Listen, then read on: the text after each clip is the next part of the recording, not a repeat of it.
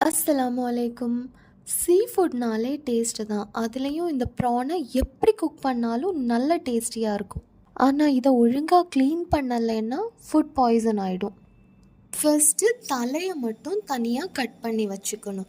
அப்புறமா பாடியில் பிளாஸ்டிக் மாதிரி ஒரு அவுட்டர் கவர் இருக்கும். அதை நான் வீடியோவில் காமிக்கிற மாதிரி ரிமூவ் பண்ணிக்கணும். இங்கே நாங்கள் வாங்குகிற பெரிய ப்ரானுக்கு 2 சைடுமே அழுக்கு இருக்கும். ஸோ ஃபர்ஸ்ட் என்ன பண்ணுறோம், மேலே கத்தி வச்சு லைட்டாக ஒரு கீறினோன்னா மேலே இருந்துட்டு அழுக்கை ஈஸியாக ரிமூவ் பண்ணிக்கலாம். நான் ரிமூவ் பண்ணுற மாதிரி அது பிளாஸ்டிக் மாதிரி இருக்கும்.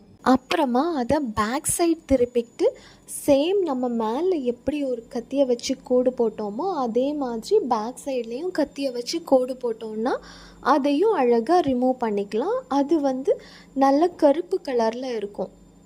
ப்ரானோட டேஸ்டியான பார்ட்டே அதோட தலையில் தான் இருக்கும். ப்ரான் மட்டும் இல்லை, எல்லா ஃபிஷ்ஷுக்குமே ஹெட்டு ரொம்ப டேஸ்டியான பார்ட்டு. அதை நிறைய பேர் தூர போட்டுக்கிறாங்க. அதோட டேஸ்ட்டு தெரிஞ்சவங்க யாருமே அதை வேஸ்ட் பண்ண மாட்டாங்க.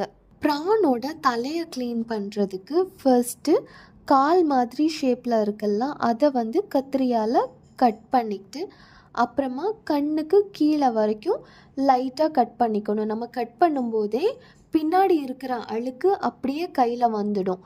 அது போக கொஞ்சம் கூட அழுக்கு இருக்கும். அதை நான் வீடியோவில் காமிக்கிற மாதிரி எடுத்தோன்னா அதில் உள்ள அழுக்கெல்லாமே க்ளீன் ஆகிடும். அப்புறம் என்ன, வாஷ் பண்ணிக்கிட்டு குக் பண்ண வேண்டியதான்.